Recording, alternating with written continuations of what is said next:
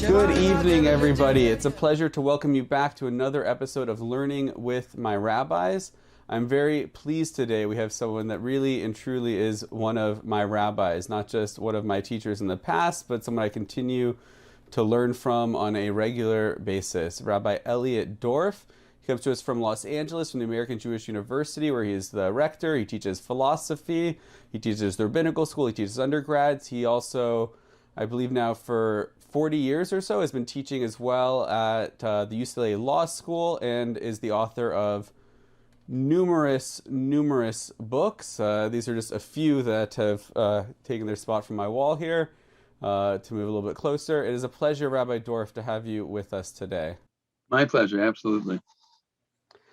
I want to ask, how do you have time for everything? Just between all that you do of writing Tshuvot, you sit as chair of the Conservative Law Committee, the Committee of Jewish Law and Standards for the movement.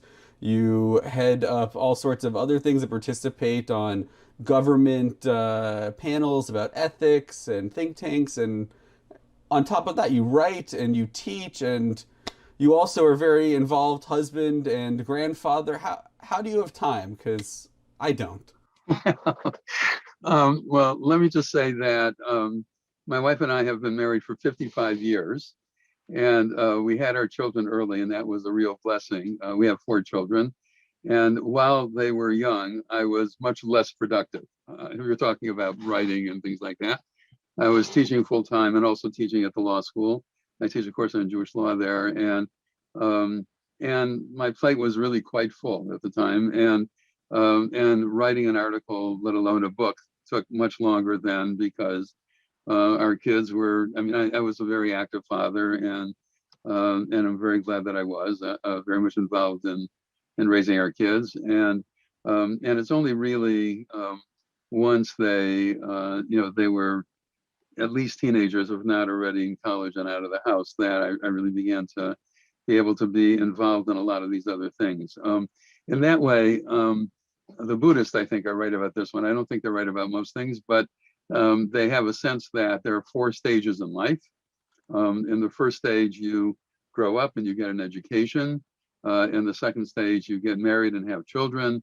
In the third stage, you get involved in all kinds of communal things. And then in the fourth stage, you go to nirvana, however you understand that. Okay.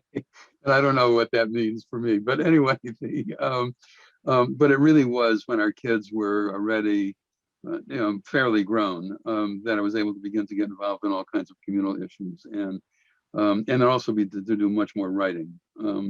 So it's and some of it is a lot of it is a matter of planning, right? You have to figure out where you can actually work in certain kinds of ways and where you can work in other ways, and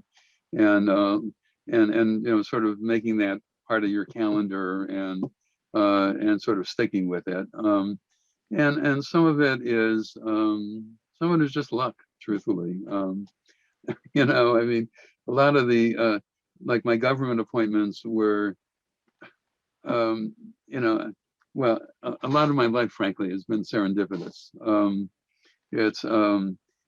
I started out college planning on being a math major because I was going to teach mathematics in college, because math came easily to me, and I did a lot of tutoring in high school. But then I had 4 really bad math professors, and so I decided. I still remember the day when he was doing some operation on the null set, and I said to myself, I can figure out what X is, but I really don't care. And the next day I changed majors, and Camp Ramah had been a major influence in my life, and while I was in high school, I was running the youth services and things like that.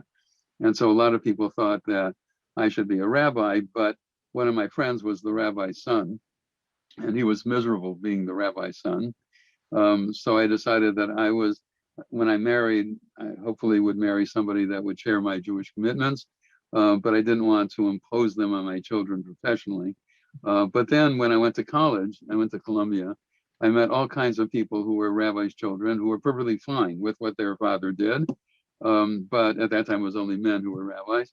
And the children of doctors, lawyers, people in business, and so on were not fine with what their fathers did. And then I realized that it wasn't the profession so much; it was how in my case, the man balanced the profession versus family life, and the way in which you integrated both.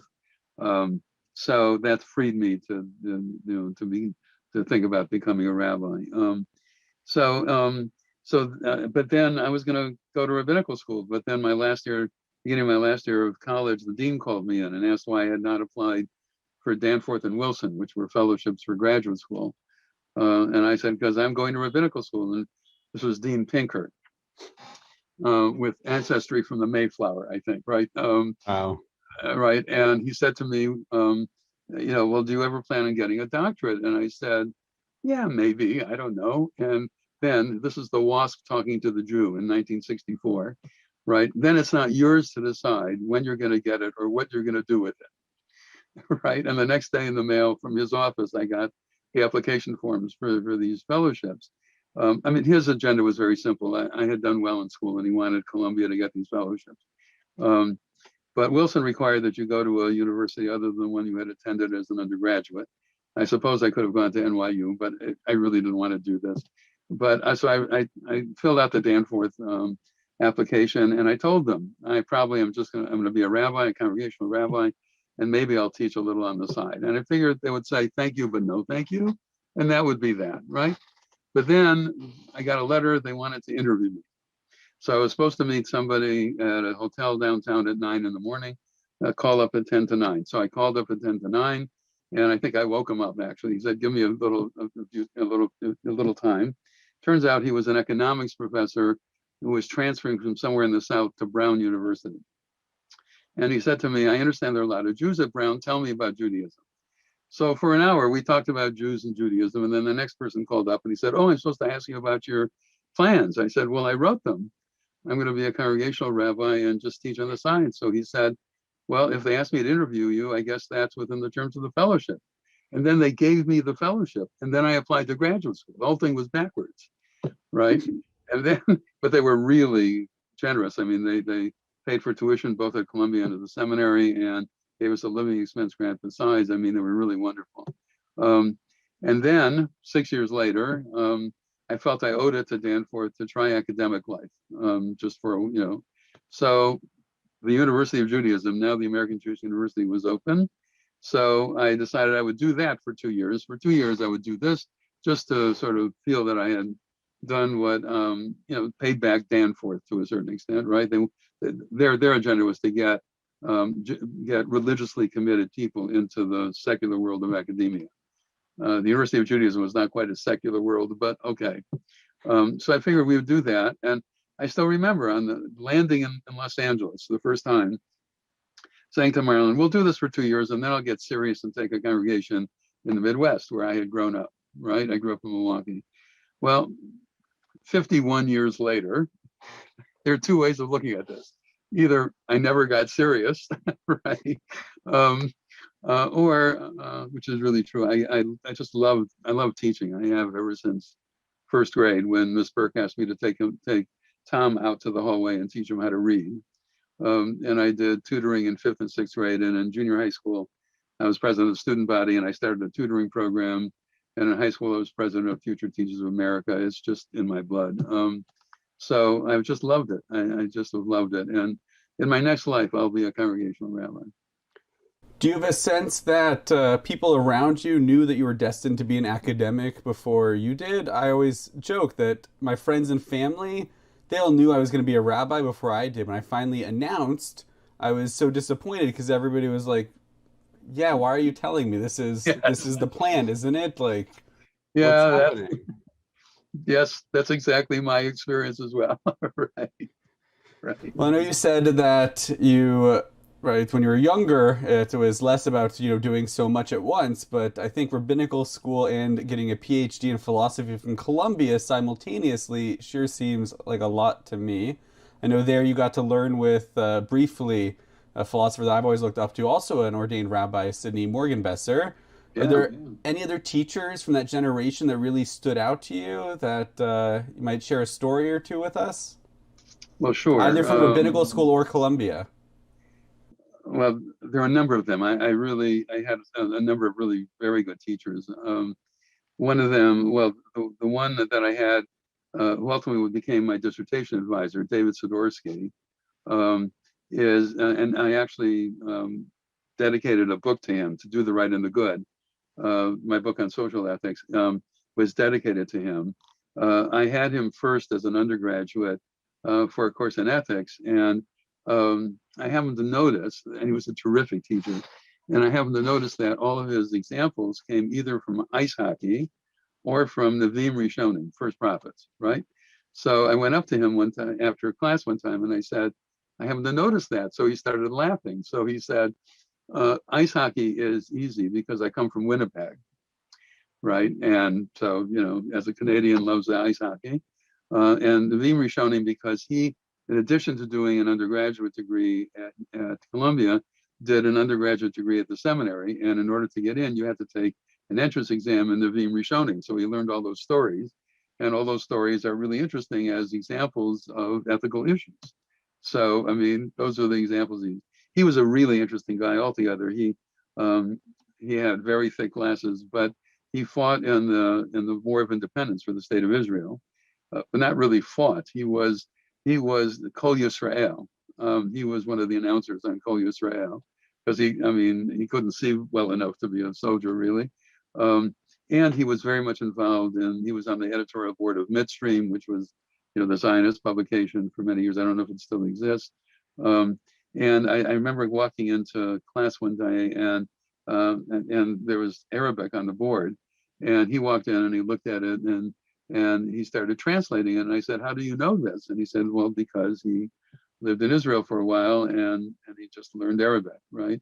And I'll tell you just one other story about him. He my doctoral defense, right? The first question I was asked was, "Why is this so long?" Right?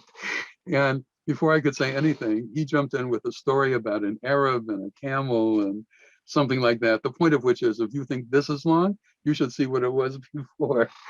And this has been part of my life. My last book, Modern Conservative Judaism Evolving Thought and Practice, was in its original form 216,000 words. And I had to spend the summer cutting it down to 150,000, right? My wife and I met at Ramah, actually, and the summer before I started college. And then she started a year later, and we had one course together in Isaiah, if I remember correctly. And she was the first to leave the exam room, and I was the last.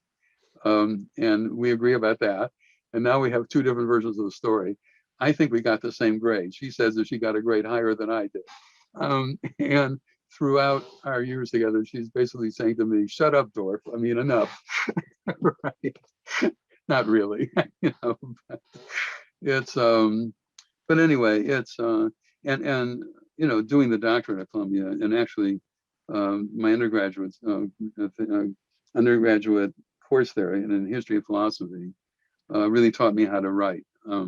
It was 2 4-semester courses with John Herman Randall Jr., who was an amazing professor on the history of philosophy. And but the undergraduates, so that was 3 times a week, and then the fourth hour, David Sidorsky was the one who worked with the undergraduates, and we had to write 8 papers each of the 2 terms, an average of about 15 to 20 pages of paper.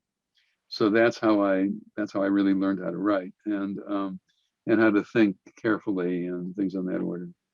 In rabbinical school, one of my teachers was Israel Frankus, who really got me to love Talmud. His eyes sparkled when he taught it, and you could tell that he loved it. I mean, it was just really wonderful. And I had Robert Gordis as a teacher for Job, and another course that I had with him was for the 5 Megillot. Really terrific teachers. I mean, not everyone that I had was terrific, but I really had some really great ones. Hopefully, you'll be happy to hear that while I have some of your books in my office at the synagogue, here in my home office, your books live on that space on that shelf there, right between Robert Gordis and Harold Schulweis. So Oh, really? you're right there. And it's fascinating to hear how much you've experienced in your career and what it's spanned. Really, I think between two generations of conservative Judaism, there's been such a drastic change in how Judaism was in the scene in America when you started and were first being ordained and part of the community versus how it is now. I think the culture really has been changed. What's that been like for you over the course of your career? I imagine if we took you right out of rabbinical school and dropped you in now, there'd be an incredible culture shock. But over the gradual change as you've witnessed it, how have you seen this Jewish scene change over your decades of service and teaching? All right. Well, two things that are obvious and one that may be a little bit less obvious. One is the ordination of women. When I was in rabbinical school, it was all men. And when I first came to what was then the University of Judaism, I was the dean of the nascent rabbinical program. We had from 1971, when I first came here, until 1994, we had the first 2 years of rabbinical school. So if you wanted to be a conservative rabbi, you could come either to Los Angeles or New York for the first 2 years. The third year was in Israel, and the last 2 years were in New York. So I ran that program for 23 years, and we had some women students, but they were officially graduate students in a master's program as opposed to being rabbinical students. But I was very much involved in the disputes in terms of trying to get women to be eligible to be ordained, and now that since 1994, the Ziegler School at the University of Judaism has been a full rabbinical school, and I am rector, it's called, right? That means I'm rabbi of the university, and as such, the chief ordaining officer of the university, together with two other rabbis on the Beit Din. And so I have ordained a number of men rabbis and there's a number of women rabbis. But that didn't exist when I was growing in 1970 when I was ordained. That did not exist in the conservative movement. The first woman to be ordained in the conservative movement was 1985. And now about 300 of the 1,700 or so members of the Rabbinical Assembly are women. The second, and I think that's really important because, look, every individual is different. But men as a group are different from women as a group in certain ways. I mean, a long time ago, I wrote an article about, equal but different, right? Every individual is different from every other individual, but men as a group sort of look at the world in a certain way that's different from women as a group. And it's really important to hear women, even when I taught Talmud for 23 years in the rabbinical school, and just looking at the same text from a woman's vantage point as opposed to a man's vantage point is really interesting because, first of all, men wrote the Talmud, and it's really interesting to hear how women respond to some of the things that the men who wrote the Talmud said, some of which really look rather bad, I must say, from the point of view of women. Most of it is really good. I mean, let me just say, I'm a very committed Jew, not just because I was born Jewish, but because I think we have an immensely rich tradition and a really wonderful, a wonderful sense of moral values that are embedded in the tradition, and a sense of God that is really important, a sense of the transcendent that's really important, and also a very strong communitarian sense, a sense that we are part of a people, an extended family. Actually, I've been in a number of Batei Din for people who are converting to Judaism, and over again, the two things that I hear most about why you want to become Jewish, number one, the strong sense of family and community in the Jewish tradition, and number two, the fact that you can ask any question, right? And those are really, we take that for granted as Jews, but those are really important pieces of it. But looking at at our tradition from a woman's point of view is different from a man's point of view. And then second, of course, have been the ordination well, first of all, the ability of rabbis to to officiate at the weddings of same-sex couples. That came in 2006. That's very different from what existed in 1970, where I did not, I probably knew some gay and lesbian people, but I did not know that I knew any gay or lesbian people, let alone, and I still remember my first experience with that. And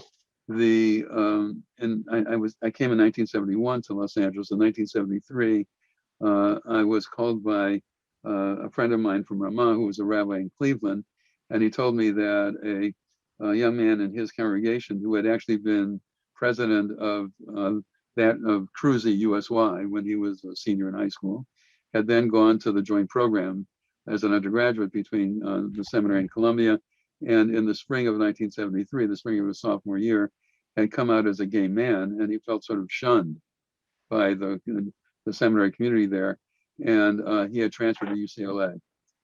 And his rabbi wanted me to talk to him about, the Jewish community still cared. So I called him, and we sat for 3 hours one afternoon, and he introduced me to what it meant to be a gay man who was a committed conservative Jew and a knowledgeable one.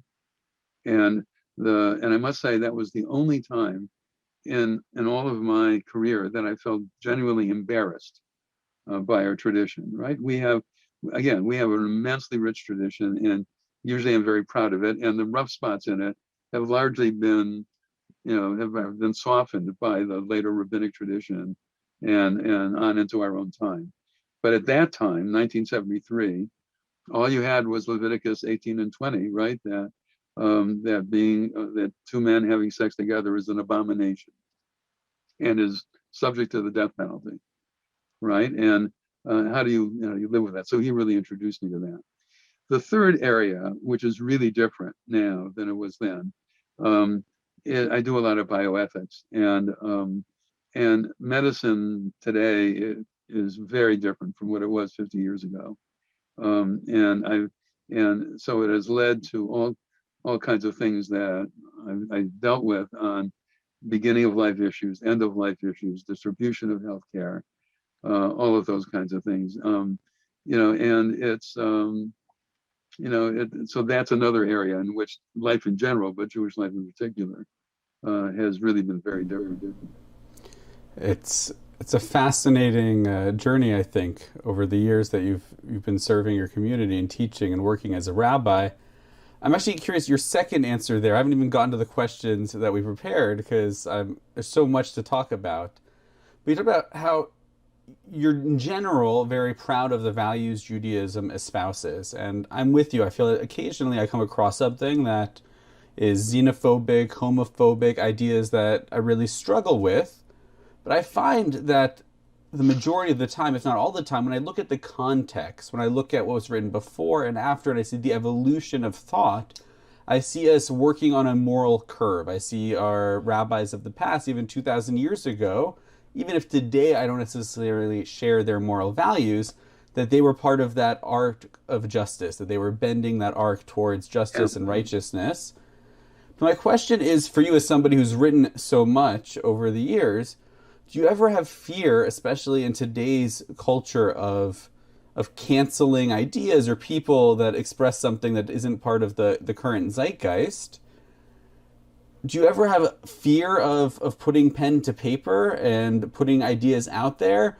Because even now, some things like you certainly in my community knows, as we dealt with the issue of same-sex marriage over the last couple of years and permitting it, that you were one of the first and strongest voices in the movement for that. But now, even when your tshuva is read, even just 15 years or so later, 16 years after it was written, there are things to the LGBT community that seem out of date and out of context. So how do you deal with that as things change, being willing to put yourself out there? I'm afraid of a sermon, now that we're digital and recorded, that I'm going to be held to what I said this Shabbat 2 Shabbatot from now, because my ideas do change and evolve. And well, one of the things, there's several issues. One is, when I was doing my doctorate, one of the books that I read was by W.D. Ross, and the book is Second Thoughts in Moral Philosophy. He had written a book on moral philosophy about 20 years earlier.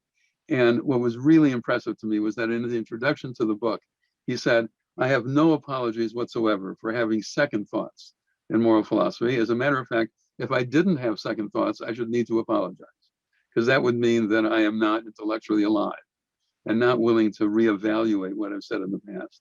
I think that that's exactly right. I think as a human being, you need to have what I call epistemological humility. That is, humility about what you can know. And given that, you need to be able to say, that doesn't mean that you shouldn't think, and you shouldn't think carefully. And that doesn't mean that you shouldn't take positions on things that are important. But what it does mean is that you have to be willing to reevaluate things. And I think that that's really at the essence of the Jewish tradition. I mean, Abraham argues with God, Moses argues with God, Jeremiah argues with God, Isaiah argues with God, Job certainly argues with God, all kinds of people in the Bible. And the Talmud is one page of arguments after another, right? We have a very feisty, argumentative tradition. As a matter of fact, I did a talk. I do a lot of interfaith work. I did a talk at Brentwood Presbyterian Church. They have services on Sundays from 9 to 10, and then from 11 to 12, and from 10 to 11, they have adult education. And so this past year, they've done it on the religions of the world. So I was Judaism for an hour, right? So I started out by saying, before we talk about any of the content of Judaism, you have to know about its mode. It is very argumentative. It loves arguments. And the way that we show respect to each other is to engage in a discussion about whatever anybody else is thinking, right? So that's at the end. So then I talked a little bit about God tore Israel. So then a man came up to me afterward, I think late 50s, and he said he was an aeronautical engineer at Northrop Grumman. And he had been working there, it used to be TRW, he had been working there for about 30 years. And he said, "Now I understand something." I said, "What do you understand?" And he said, "In all my years working as an aeronautical engineer there, whenever I suggested that we do something differently than the way that we've been doing it, I would get slammed down, except when I had a Jewish boss." Isn't that interesting, right?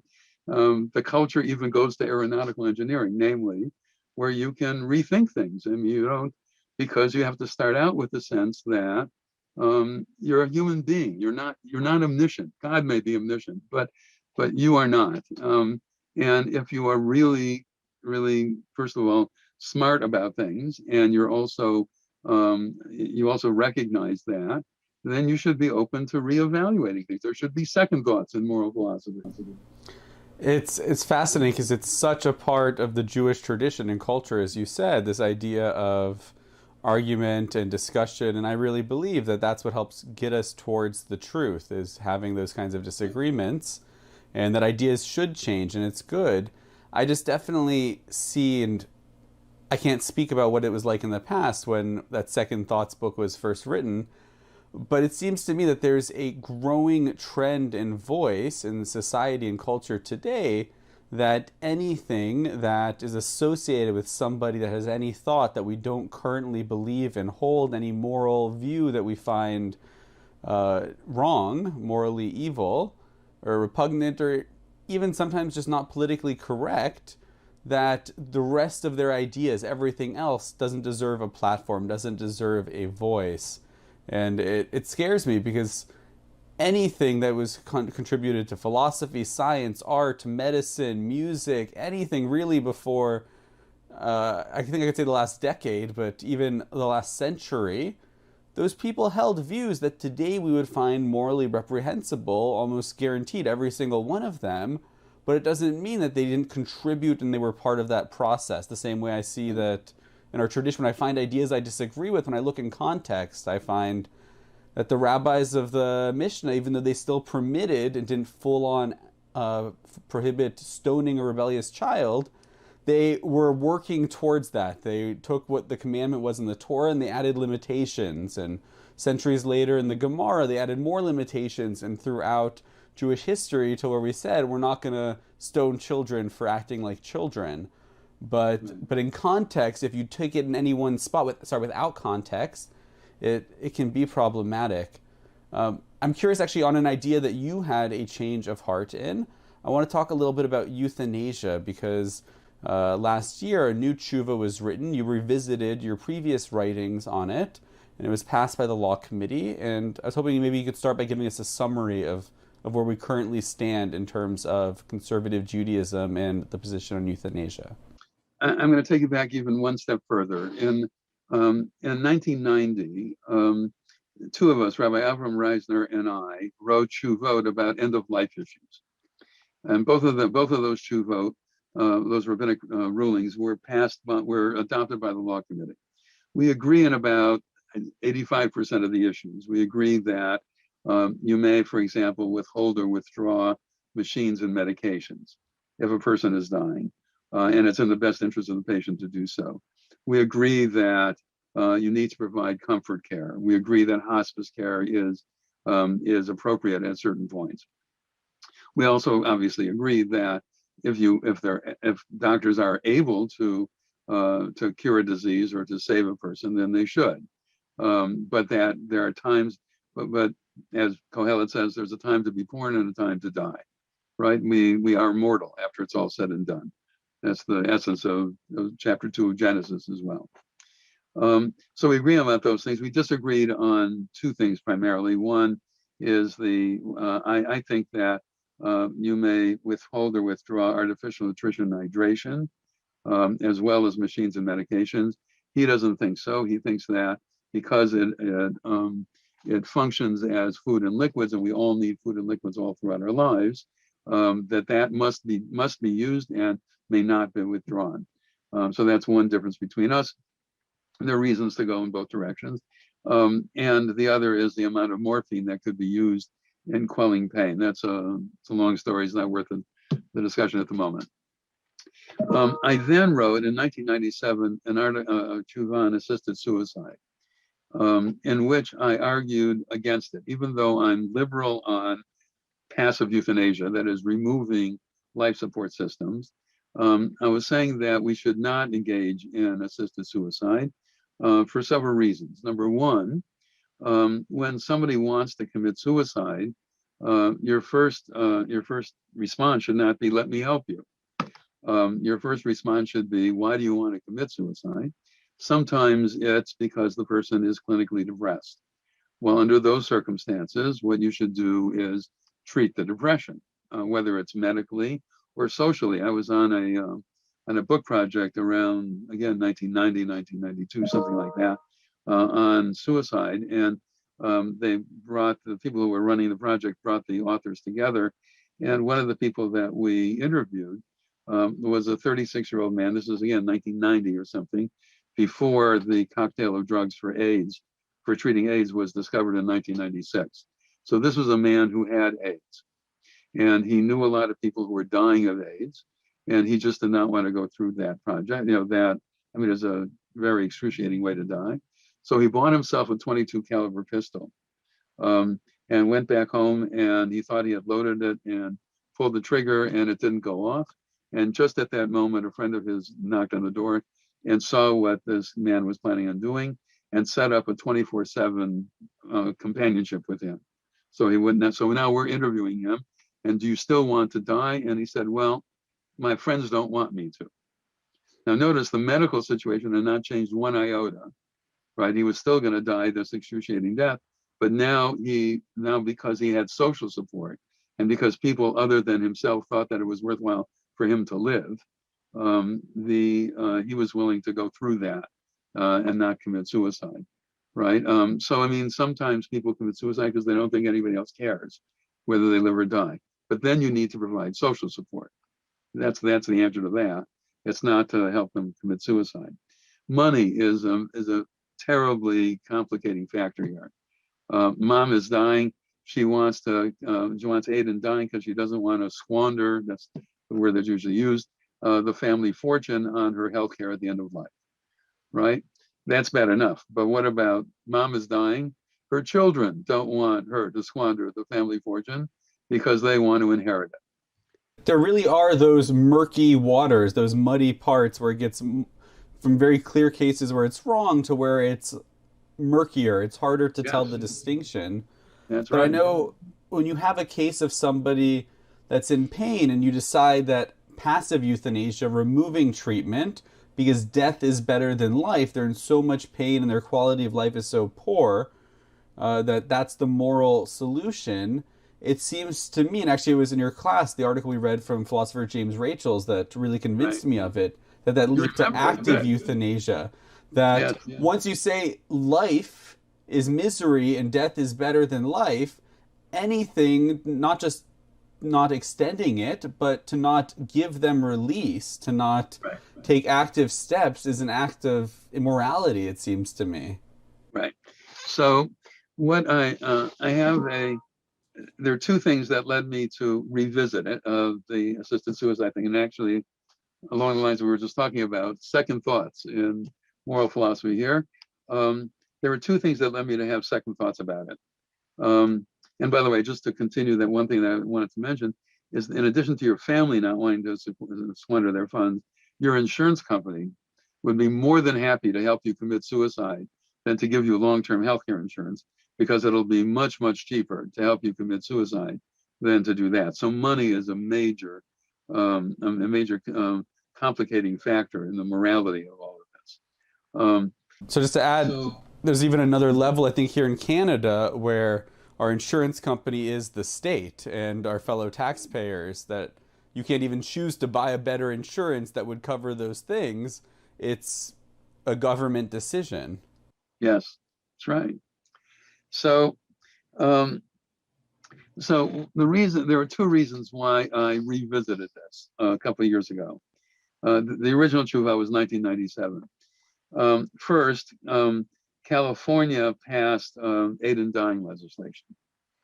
And it was not the first to do so in the United States. Oregon was the first in 1997. Now there are 8 states in the United States and the District of Columbia that allow for aid and dying.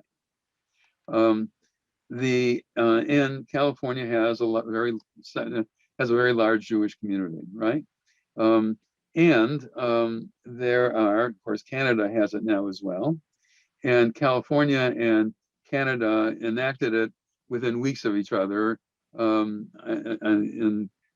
think it was July 1st, 2016 in California, and about 2 weeks before that in Canada, or the other way around, I forgot. But it was within 2 weeks of each other that they both accepted that. And it turns out, I actually looked up the statistics, the Jewish population of Canada is more or less the same as the Jewish population of California. So so you have large Jewish communities that now are permitted to engage in aid and dying. That doesn't mean, what is civilly committed doesn't mean that it's Jewishly permitted, right? Since 1973, although I don't know what's going to happen with this, but since 1973 in the United States, the Supreme Court has allowed abortion on demand. In other words, that a woman during the first 6 months of pregnancy may have an abortion legally for any reason whatsoever. That's not Jewish law, right? Jewish law would require an abortion if it is a threat to her life or health. Would permit an abortion if there's an elevated risk to her during pregnancy, if she has diabetes, for example, but by and large would not allow an abortion for other reasons, right? That's traditional Jewish law. So the fact that American law would allow it does not necessarily mean that Jewish law would. In the same sort of way here, the question is, fine, Canada and California allow it. Does that mean that Jews should be allowed to do it? So what I argue is that along the lines that you were just talking about, that by and large, back to my old tshuva, that by and large, we should be very suspicious about attempts just to commit suicide and not really be part of them. We should try to deal with the issues that are leading to the person dying. But my daughter-in-law is an oncologist. She's been in practice for about 17 or 18 years now. And she told me that by and large, oncologists are able to control pain. But she knows of 3 cases in which people literally screamed their way to death. So they simply could not contain the pain. My tshuva basically says that in those kinds of cases, we should be willing to help somebody die. And notice, by the way, the difference in nomenclature, because I did a lot of reading about this and writing the tshuva. As one of the people that I read about said, I'm not committing suicide. I've done everything I can to keep myself alive, but my underlying disease is killing me. So what I want is aid in dying, right? So I don't suffer this way, right? And certainly in our tradition, suffering is not something that we want to, perpetuate. Quite the opposite. We have a duty to try to help people eliminate suffering, or at least diminish it. So under those circumstances, I would allow aid in dying. In the tshuva, I compare the Canadian law to the California law. The major difference is that in Canada, people can get physician-assisted aid in dying, whereas in California, the person has to be mentally competent and ask for it orally, and then ask for it in writing, and 2 weeks later ask for it in writing again, and have to be two physicians that agree that this is medically appropriate, and then the patient has to be able to administer the lethal drugs him or herself, right? California does not allow physician-assisted suicide. As a result, in the 5 years or so since both of these jurisdictions allowed aid in dying, there are far more people who have used it in Canada than in California. Again, because you can have assistance in doing that in Canada, you cannot do that in California. So I took the California approach because I still have real questions about, real worries about things like the economic issues involved, the psychological issues involved, the public policy issues involved, right? I mean, one of the things that we have to worry about are things like eugenics. I mean, yeah, we'll kill these people off because they, the usual sorts of prejudices that happen in the medical world. Black people do not trust the medical establishment, and they have reason not to trust the medical establishment in America. I don't know what's true in Canada, and we've just seen this in terms of the rollout of the vaccines. To say it, we find Republicans also don't trust the medical establishment sometimes, it seems, but I didn't say that. I can only say that because I'm not an American rabbi at the moment. I understand. Right on. And you and I share a lot of political views, so I just wanted to lighten the conversation. It's heavy. I have a question for you, though. But first, I just want to give a PSA. My community has heard me say it many times as I've spoken on this and other end-of-life issues, but I see so many families that are forced to make difficult decisions when somebody cannot share their voice, when it's too late. And I really, really, really talk to your loved ones. It is a blessing, it is a gift to tell people what your wishes are, so that, God forbid, if you're ever faced with those kinds of moments and decisions, which is awful to see a loved one in bed, to see a loved one in a coma, to see a loved one unresponsive, but to know what they would want is such a gift in those moments, to not have to guess. So really, really, really, I think it's a Jewish obligation to talk about these issues in advance. But Rabbi, I'm curious, right? And by the way, let me just say, as a programming thing, one of the problems in terms, it is very much important that people fill out advance directives, no question about it, and share those with their family, so their family knows what it is. Because the first living will legislation was in California in 1973, and the reason was, the Enlightenment reason, so that you can you can control what happens to you at the end of life, even when you're not mentally able to do that. Let me just tell you, it doesn't usually work that way, because if you are dying, the doctors are going to talk to your family, because when you die, you're not going to sue them, but your family might. And doctors do not want to spend time in court. They don't get paid for it. They're not trained for it. All of that, right? But the real reason to fill out an advance directive is the one that you just mentioned, namely the Jewish reason. You want to be able to have your children know what you wanted when you die, so that so that they will talk to each other after you die. Now, they may not talk to each other after you die for other reasons, but you don't want this to be the reason. Because I told you I've done a lot of bioethics. I've seen too many of these cases. Let's say dad is dying.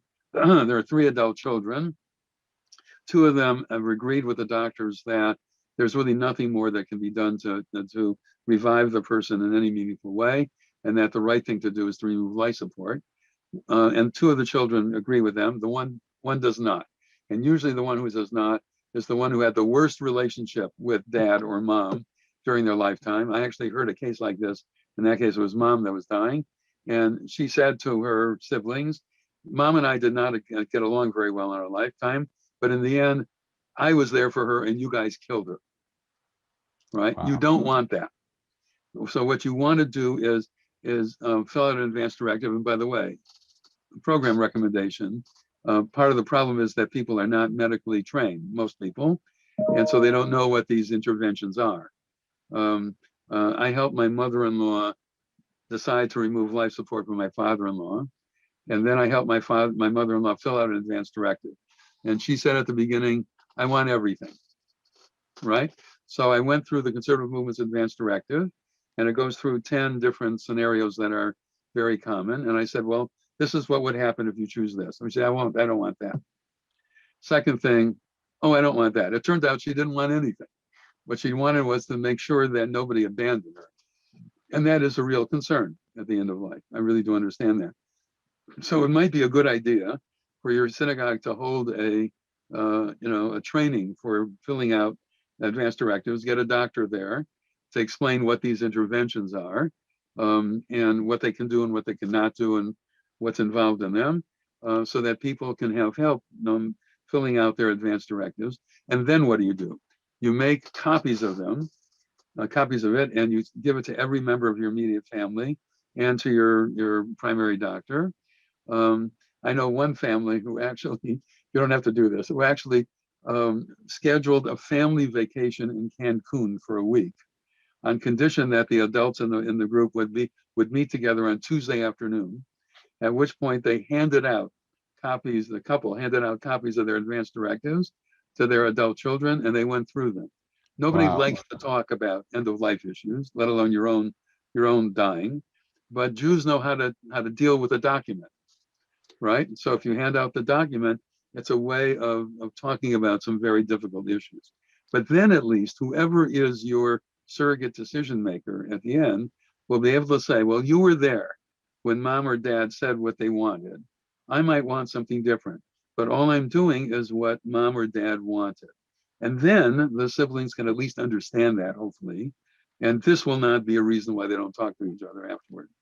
No, it's such a key part of it. There's so much, and I've seen so much during funeral intakes and issues of family relationships that come up. It's very important for all the other reasons too, but to not add another one. I'm actually happy to say we've done a couple of times where we've gone through this with not just the one that the Committee of Jewish Law and Standards, the movement put together, but something a little more Canadian tailored. But we're blessed with a couple of doctors in our community that really work on end-of-life issues of care and have helped be there for that. But it's been a couple of years now because of COVID that we've done one of these, so it might be time to do another. But anybody watching from our shul or anywhere else, please feel free to reach out, and we have resources and people we're happy to put you in touch with.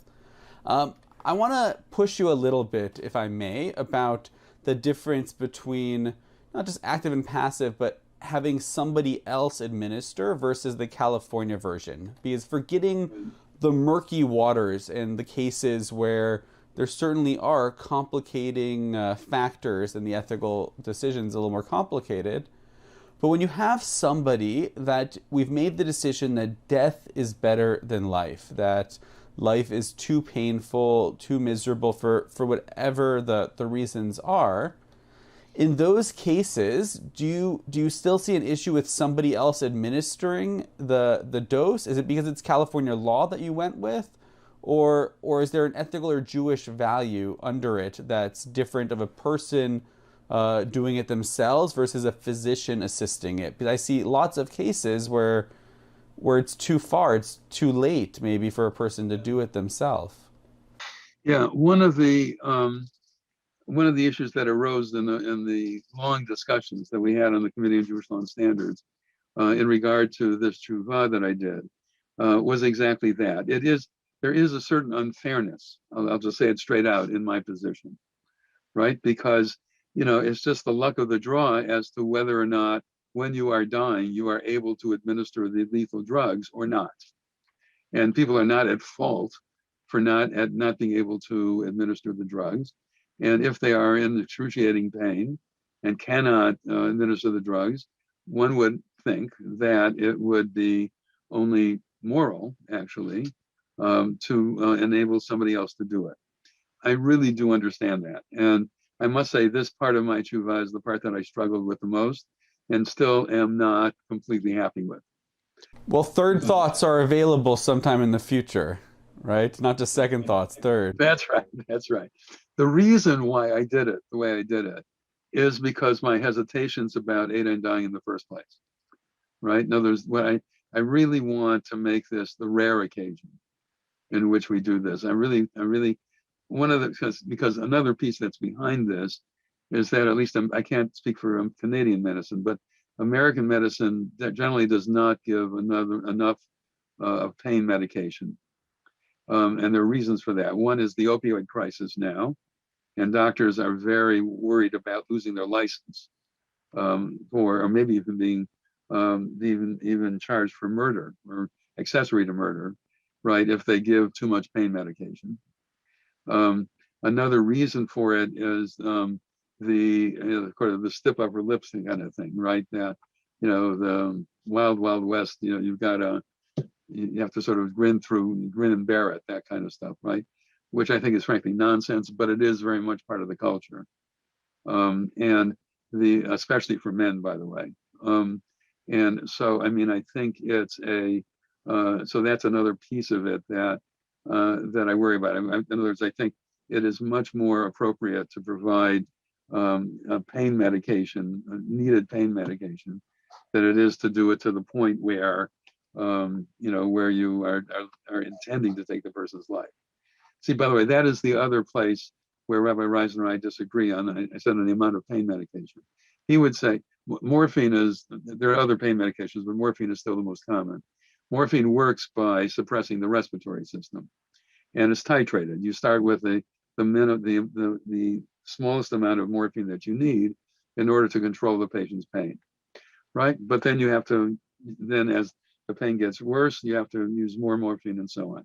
At some point, you may not know whether the next amount of morphine that you need in order to quell the pain will also suffocate the person. So he would say, Rabbi Reisner says, you may only use the amount of morphine where you know that it will not do that, right? I believe in the double effect argument, because I think that intention is an important part of moral decision making. So if you intend to kill the person, then you may not use it. But if you intend to simply quell the pain, knowing that it might suffocate the person, that's still permissible in my eyes. That was already back in 1990. Okay. Now with the aid in dying thing, all the more so, that's called the double effect argument. The Catholics actually use a lot of it. It's a matter of your intention. If you intend to quell the pain, then you may use that next amount of morphine. Now the question is, well, may you use that next amount of morphine because you want to help the person die?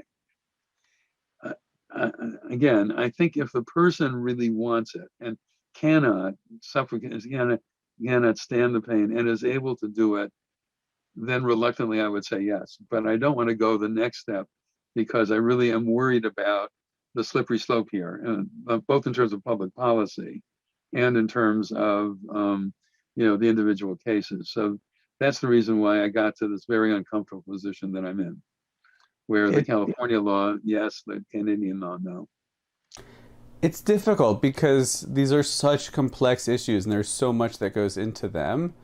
I know when I teach about active versus passive euthanasia, I always go to two stories in the Talmud that I love. The first is Rabbi Yehuda Hanassi, whose sick and ill and is in pain, and the rabbis are praying for him to survive, and his maid throws a jug to distract them when it crashes and breaks and stop their prayers, and then he passes. And I think of that as the passive case, removing some of the equipment, some of the life-saving material, versus the active of Rabbi Yochanan, who has gone crazy, and life is so miserable after the loss of his friend, it's driven him to insanity, and the rabbis actually pray for his death. And I guess the question is, and his death comes, and it seems to be the right thing to do because it's the merciful act. The question, I guess, comes from how we imagine the rabbis of the Talmud understood the efficacy of prayer. If there's such a literal connection between the prayer and the act, or if the story is a metaphor, because it seems to draw a very direct connection between the prayer causing the death or the cessation of prayer causing the death. But I always looked at that as a source and a place. But the other one is the idea of the goses and the treifa, which maybe you can help me with, because it's always confused me. But we actually recently did for Shavuot a program where me and the other rabbi picked sides randomly. We didn't we got assigned them, but arguing about triage and are all lives equal, or do some lives matter more than others? It was a controversial topic to get the discussion and debate going. But we had a question about the goses and the treifa, because a treifa, somebody that has a year or less to live, you're actually exempt in the Mishnah for killing them, versus the goses, somebody that has only 3 days or less to live, you are liable as a murderer. And he turned to me at one point in the debate and he asked, do you know the reason between the two? And I said, I don't. And he gave what's a very rabbinic answer, which was, it's that to teach us how important every second of life is, right? Even 3 days left, you're liable for murder, which is a great teaching. And I think our tradition really affirms, that was my position, how every life, every moment of life matters. But to me, it was the equivalent of saying, right, I would stop and pick up a nickel off the ground to show that every cent matters, but I would walk past $1, right? It doesn't quite explain why is it that killing somebody who has the 12 months, the treifa, is not liable, but the goses is. I know I'm putting you on the spot, but do you have any answers for us? No, that's fine. No, it's absolutely fine. Well, first of all, it's only Rabbi J. David Blythe who thinks that a goses is within 3 days of dying. And actually, a very good Rabbi Rubenstein, Rabbi Jeffrey Rubenstein, who's a professor at NYU, wrote a really interesting article in which he shows that he and he alone is the one that uses that 3-day rule. Actually, what you get in a Breita is that a goses is like a flickering candle, such that if you move it, you have the risk of it being extinguished. So when is that? When is it the case that when you move somebody who is dying, that in the very act of moving that person, you are risking that person dying? Actually, I'm on the ethics committee of the Jewish Home for the Aged, where the median age, by the way, would you want to guess what the median age is at the Jewish Home for the Aged? 80? 93. Good. What can I tell you? And one of the things that homes for the aged are evaluated in is the degree to which they toilet the people, they change the diapers of the people, and the degree to which they walk the people. Because if you're in bed day in and day out, you're going to develop bed sores that will become infected.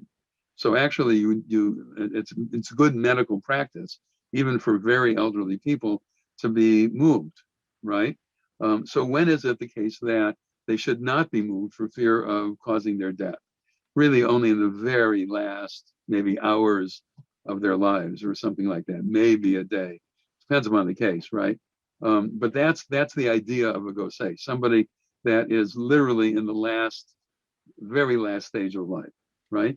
Whereas a treifa is somebody who has a lethal disease. Now, we all have a lethal disease. It's called life. Right? Because we're all going to die at some point, but that's not a disease, right?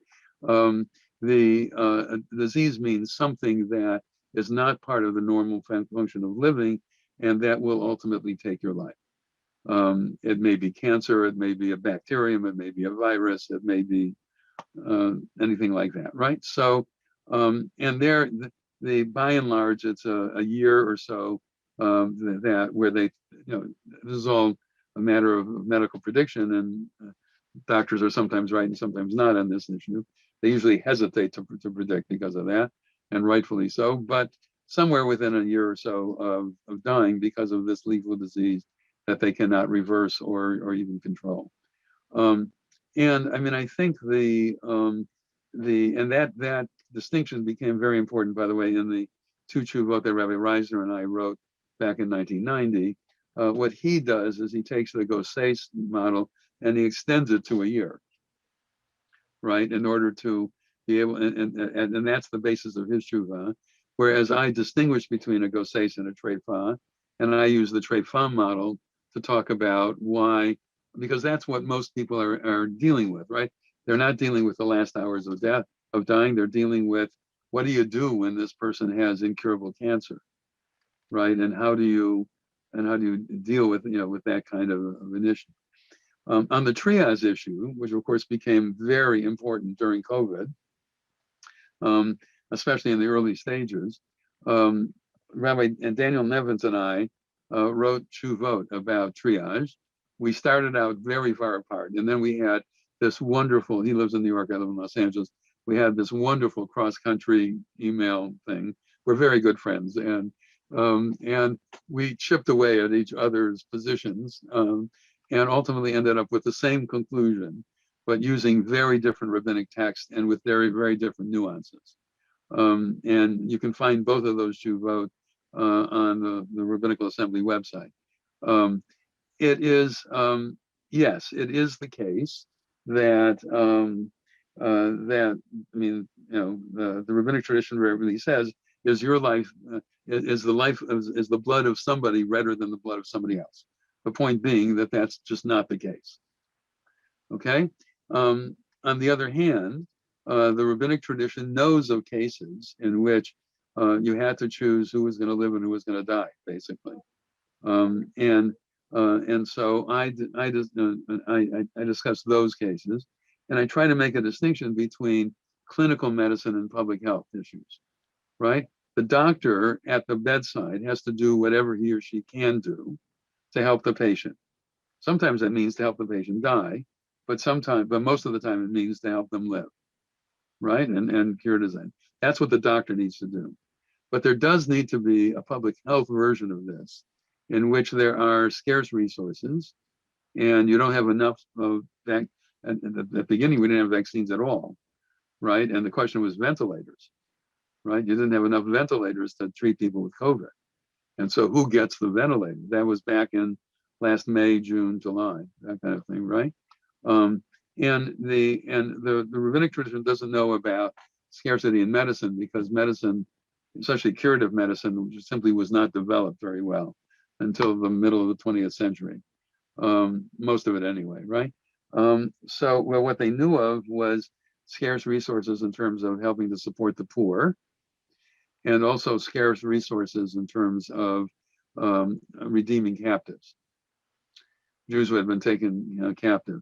And so we have resources like this in which the tradition tries to decide, well, who gets what and who pays for what. That's actually the last chapter in my book on medical ethics, Matters of Life and Death. I use those two resources to talk about triage issues, who gets what and who pays for what. And then I try to use some of those same sources in this tshuva that I did about triage in regard to ventilators and then later vaccines. Talking about triage, it brings me back a little bit to before we were talking about abortion, all sorts of other public issues of debate, and even what you said about euthanasia, how your own views, right, or about Judaism not to be informed by what's legal in the secular law. What is the role in your mind of Jewish values and Jewish ethics in terms of secular debate and policy making? It always makes me uncomfortable when I hear sermons from colleagues about, I can't believe, this state or that country or this place passed this law about marriage or abortion or euthanasia or whatever it is. It's against Jewish values, because I hate to break it to people, there's not that many of us, and in any democratic society, if we allow secular policy to be set by what we think is right because of our religious beliefs, we're outnumbered and going to lose that debate. So I think the debate has to be, and the conversation has to be, that our religious values might influence our own ideas, but shouldn't impact public policy. I'm curious your thoughts. Okay, so I'm 77 years old. I'll be 78 in a couple of weeks. So I was very much among those in my teenage years and early 20s who were sort of cheering on the U.S. Supreme Court as it was trying to make the separation between church and state in the United States more really a wall of separation. So those were the years in which, for example, the Supreme Court ruled that there could be no prayer in public schools, right?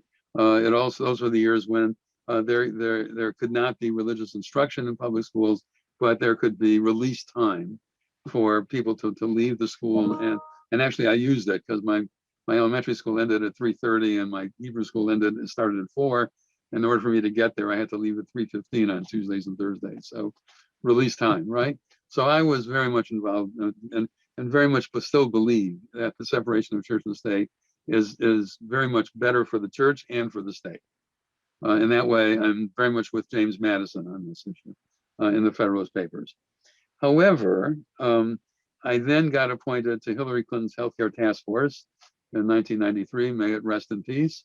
And then I was on the Surgeon General's task force in the late 90s to diminish the spread of sexually transmitted diseases. And then I was on another commission called NARPAC, National. It was the advisory commission to reduce to deal with research on human beings, NORPAC, right? And so I've been on these 3 federal government commissions, and I'm on a state of California commission in regard to the ethics of stem cell research within the state. So in the process of being on these commissions, I had to sort of rethink why am I here?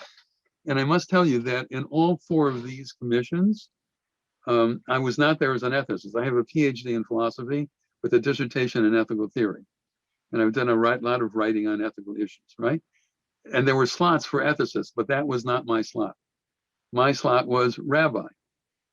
So on the ethics committee of Hillary Clinton's healthcare task force, there were 5 ethicists, a priest, 2 ministers, and Elliot Dorff, right? On the Surgeon General's commission to reduce, to try to diminish sexually transmitted diseases. That was a committee of about 50 people. And then there was an executive committee of about 12 of us. And I was on the executive committee. So we were sitting around the table in the Department of Health and Human Services. Everybody around the table had multiple degrees. They were all calling each other by their first names. Me, they were calling Rabbi. So I said, I have a first name. It's Elliot. You're welcome to use it, right?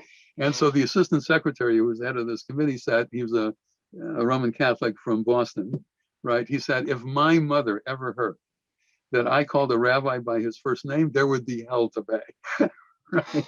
So some of the people called me Elliot, but 4 or 5 of them, I was rabbi. That's the way it was, right? So, I mean, that led me to sort of rethink what's the relationship between church and state that I really believe in. If I'm serving in this kind of presumably religious capacity, what do I believe in? And that led to some articles that I wrote that are part of one of the books you've got there about and what I ultimately believe is very much what Jefferson believed. Remember, Jefferson is the one that talked about the wall of separation between church and state. And what he believed was that, and you remember, he and Madison created the First Amendment to the US Constitution, that there should be no establishment of any religion, but there should be free exercise. So what does that mean? That means that for purposes of creating public policy, wise public policy, you want to get everybody from every possible background around a table together and let them argue it out, right? It should not be what Richard John Neuhaus later called a naked public square, by which he meant that people have to come and leave their commitments at the door So it shouldn't be that. It should be the reverse. It should be that everybody comes with their own commitments and talks about them. Now there'll be, again, no establishment, right? So the fact that you're Jewish or Christian or Muslim or whatever you are, atheist, right? It doesn't give you a privileged position to determine what the public policy should be. What you have to do is, and I've done this on all of these commissions, these government commissions I've been on, what you have to do is argue the value structure that would lead you to a certain conclusion and let people maybe challenge the values, maybe say that's not a proper value, or maybe say that that's a good value, but an inappropriate application of the value, right? But the way that you get wise public policy is by this kind of very, very avid and and hopefully constructive argument. This is very Talmudic, right? It's also very Aristotelian. The way that it's very different from Plato, you have a philosopher king, right? And Aristotle, the way that you get good public policy is you get people arguing with each other, right? And the Talmud the same way. So that's why I think it is important for rabbis and others to talk about, well, what would the Jewish tradition say about X, right? And do so even in public policy decision, forums. But there you have to talk about, well, these are the values beyond that would lead me to say this rather than that, right? And so, I mean, I think it is really important to know, first of all, for Jews to know what our tradition says. And very often, of course, there are arguments about what our tradition says about any particular issue, but you need to know the range of those arguments and the values on the basis of which they come. And then also to not to be at all shy about, saying what you believe. I love that. And I really like the illustrative example of your experience, because I think that helps to really note that kind of distinction, the difference between this should be the policy because Judaism says it, or the Pope says it, or the Quran says it, versus, right, this is what our tradition says, and this is why I think this is a good idea, versus this is what ours says, and discussing then the ideas on their merits, as opposed to, because this is my tradition, it's the right answer. It's almost like arguing in terms of philosophers, right? Because Kant said it, then this is the right way of thinking, deontology, versus John Stuart Mill's and right consequentialism.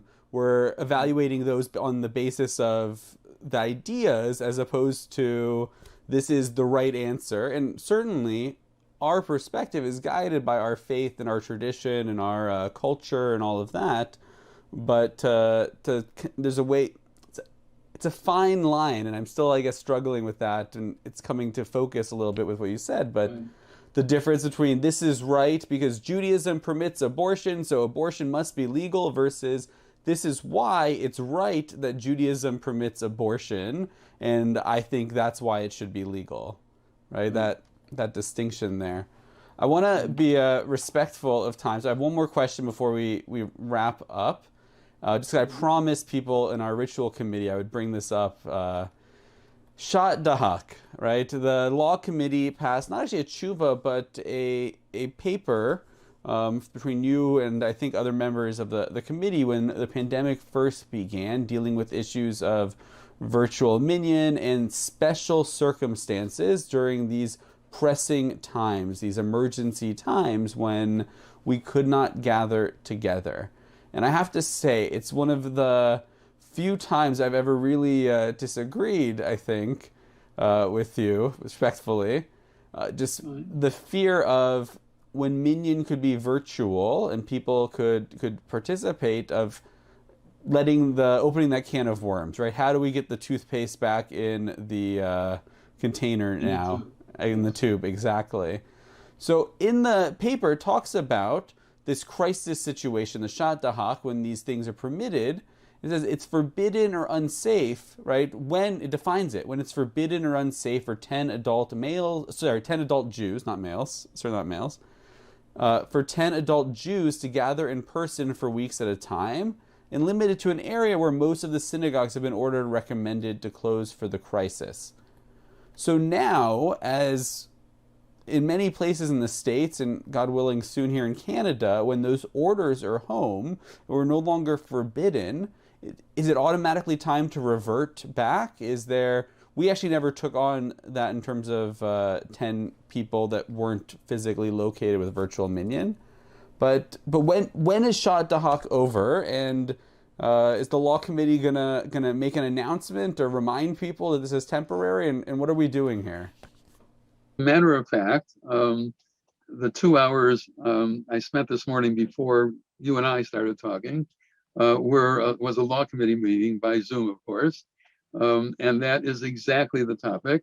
I just wrote a tshuva for another aspect of coming back, namely, what happens if a rabbi performed a wedding during the pandemic where you could have only minimal people there. And now the couple wants to have a wedding with all their family and friends, right? If the couple and the rabbi want to have a completely different ceremony to celebrate it, that they certainly may. But what happens if the rabbi wants to use and the couple want to use the exact same ceremony? As a rabbi who got married in a small COVID wedding, my advice to people is don't do it. It was hard enough planning one wedding for 20 people. I couldn't imagine planning a second one. Take your certificate, put your ketubah on the wall, and buy a boat or something. That's my advice. That's really important advice. I mean, there you talk about somebody who really went through it, right? But 3 rabbis have called me from different places to ask about that. But the issue that you're talking about, Rabbi Joshua Heller is writing tshuva about Sha'at Dahak. What do you mean by that? And in it, he talks about 5 different criteria that come from the tradition and argues that one of them is really the one that we should be using. And then he's going to have one on live streaming, one section on live streaming, and another section on Zoom. And the original paper is 26 pages, and there are going to be 3 separate papers now. And so he said it's going to be 3 papers of 30 pages each. Anyway, but all kidding aside, I mean, we hope to be able to have this guidance out by beginning of July, say middle of July, just to be safe, right? It obviously raises all kinds of questions. Some of them are strictly halachic issues, like, I mean, what is the status of live streaming, especially on Shabbat? What is the status of live streaming? What's going on there, and to what extent is it like writing in the sense that you're creating a permanent record, and to what extent is it not? What about people being photographed while they're, I mean, because they come up for an aliyah, let's say, or they're leading the service or whatever, right? And is that any different from a microphone or something on that order, right? So you have some of these straight halachic issues, but then you have some very tough policy issues, especially people in small congregations have found that they can get a daily minyan on Zoom, but they can't get a daily minyan in person. And so should Zoom, where after all, you can see each other and you can hear each other. You can't sing together, and which is a major deficit from my point of view, because I love singing, but you can't sing together, and you certainly can't have kiddush together or something like that, right? Afterward, but still you could, you can see each other and hear each other. So should that be enough to constitute a minyan, at least for a daily minyan, right? Or not? And because there's the reverse possibility here, right? Namely that if you allow a minyan that way, then will you ever get a minyan in person again, right? And even if you come from a large congregation, there are real values of being together. And you'll be able to, not only that you can sing together, but you can talk together, you can comfort each other, you can plan together, you can do all kinds of things that you can't really do as a community nearly as well when you're on Zoom. You can't hug each other, certainly, let alone even just shake hands. So, I mean, there are all kinds of very Jewish values of community, as well as psychological and social values that are involved in being together in the same room, right? So so in addition to the strictly halachic issues, there are these policy issues that his tshuva is going to have to deal with. And so we hope to be able to have, and not just hope, I think it is reasonable to expect that we'll have this kind of guidance by the middle of July. We just scheduled another meeting to have the next draft of his tshuva for 2 weeks from today. And hopefully by mid-July, it should be out. We also have to come out, by the way, with new guidance on things like Zooming weddings and things like that. I mean, that's whole other stuff, right? It's coming from synagogues who are in Los Angeles that I've worked at, internships and other opportunities where I've taught there, and I've watched where places might struggle to make a daily minyan. I was always very proud that at our synagogue here in Beth Tikvah, other than the occasional snowstorm or summer when everybody was away, all the regulars, we really had a very consistent daily minyan. And I know in some other things I came to with the opportunity to count somebody on Zoom, how quickly when you have 8 or 9 people, it would be to want to call somebody in and FaceTime and pick up your phone and to start doing these things, which really I think makes it difficult to encourage people to participate in person. But here, actually, at Beth Tikvah, we never went that far. Our Maradatra and Ritual Committee and the clergy, we, while allowing online services and Minyan, we never permitted Kaddish and other Devarim Shabbat Kedusha, all these other things that require the 10 people.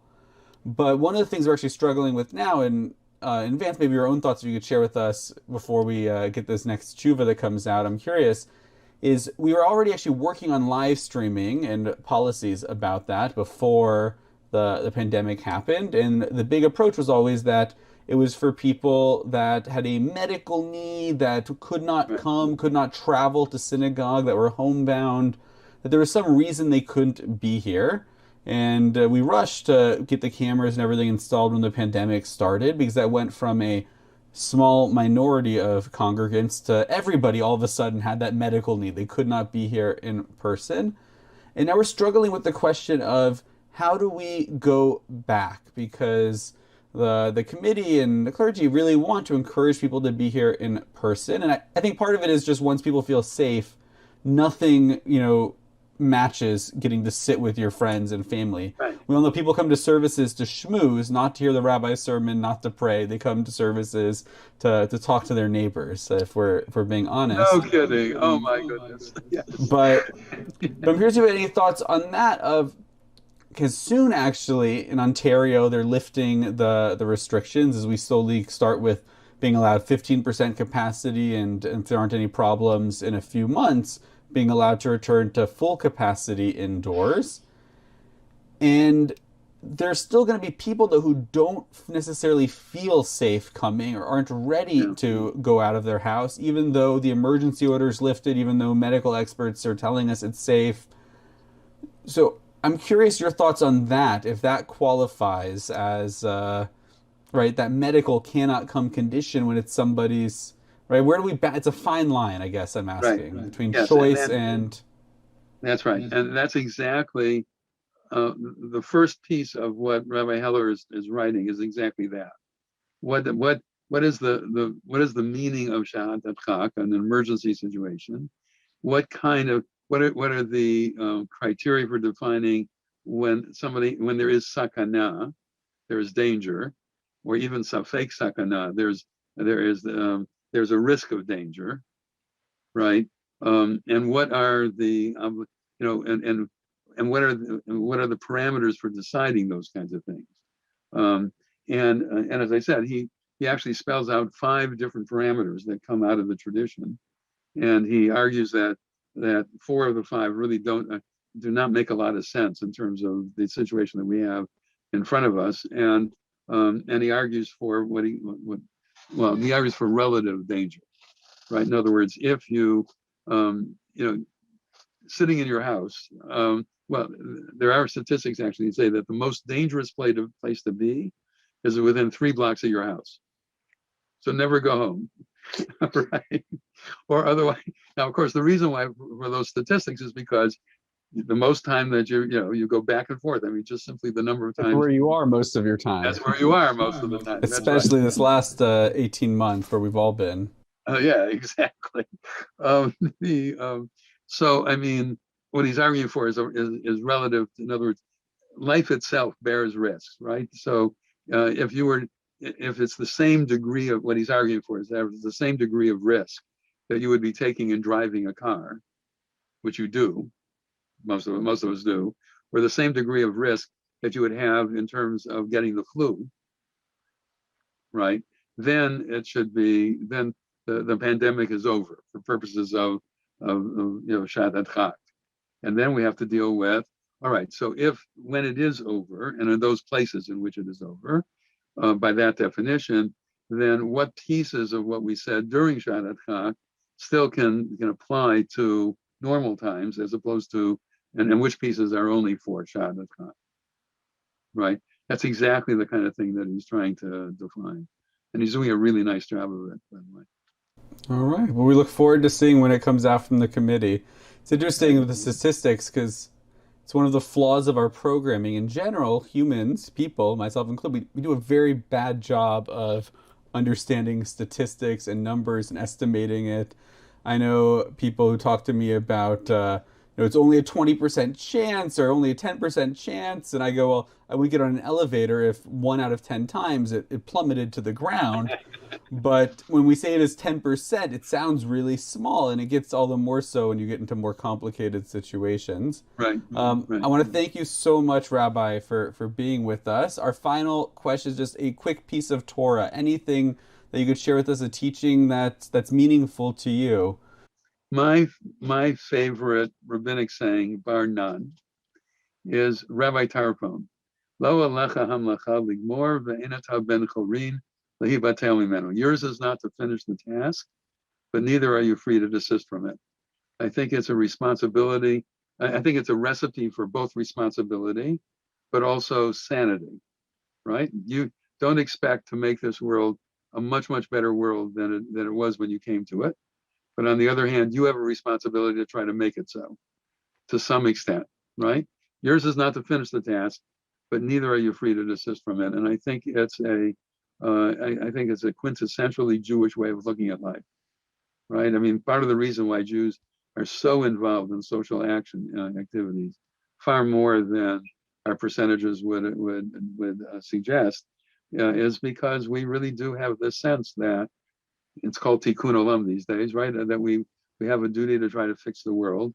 I mean, I must say, when I started college, President Kennedy said, don't ask what your country can do for you, ask what you can do for your country. So on Thursday afternoons, I was in Harlem teaching 7th graders who were reading on a 2nd grade reading level. And I thought I was going to change the world on Thursday afternoons until I went back the second week and they had forgotten the words I had taught them the week before. That leads you to a certain amount of epistemological humility that I was talking about earlier. But both and. Okay. I love that. It's in a way, right, the old cliche about the ripples in a pond. You never know where they're going to affect and what they're going to do.